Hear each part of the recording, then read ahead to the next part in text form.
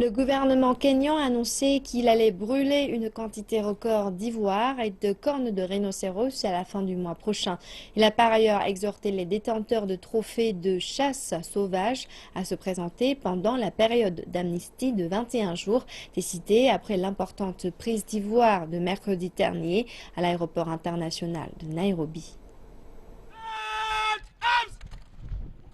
Le Kenya s'apprête à écrire une nouvelle page d'histoire. Le gouvernement s'apprête à brûler une quantité record de stocks d'ivoire et de cornes de rhinocéros le mois prochain, à la suite d'un sommet de 2 jours sur la sauvegarde de la faune hautement médiatisée. Il s'agit là d'un pas de plus réalisé par le gouvernement kényan pour obtenir l'interdiction globale du commerce illégal des espèces sauvages menacées. Notre philosophie au Kenya est de mettre l'ivoire et les cornes de rhinocéros au-delà de leur utilité économique. Historiquement, il y a eu de nombreux exemples et de tentatives similaires dans les années 90 qui se sont soldées par des échecs et malgré l'insistance du gouvernement. Sur le plan international, les pays du sud de l'Afrique en particulier vendent leur ivoire afin de financer leurs efforts de conservation de la faune sauvage.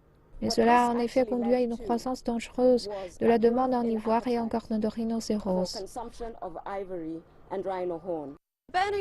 La destruction de plusieurs centaines de tonnes d'ivoire ici dans le parc national de Nairobi représentera la quantité de stock la plus importante qui a été jamais brûlée dans le pays en une seule fois. Cela démontre la tolérance zéro du gouvernement kényan déterminé à éradiquer le commerce illégal de l'ivoire. Le gouvernement kényan a par ailleurs annoncé une amnistie de 21 jours pour les détenteurs de trophées de chasse sauvage sans permis et les a exhortés à se présenter aux autorités dans les plus brefs délais.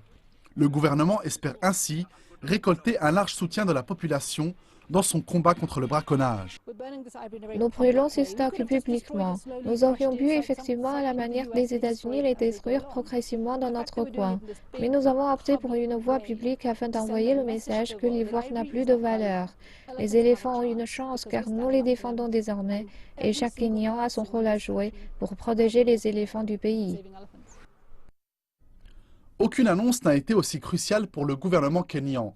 Mardi dernier, près de 64 kg d'ivoire ont été saisis à l'aéroport international Jomo Kenyatta de Nairobi. Les services kenyans en charge de la sauvegarde de la faune sauvage tentent désormais de remonter à la source et de connaître la destination du stock d'ivoire détecté par l'unité canine KWS.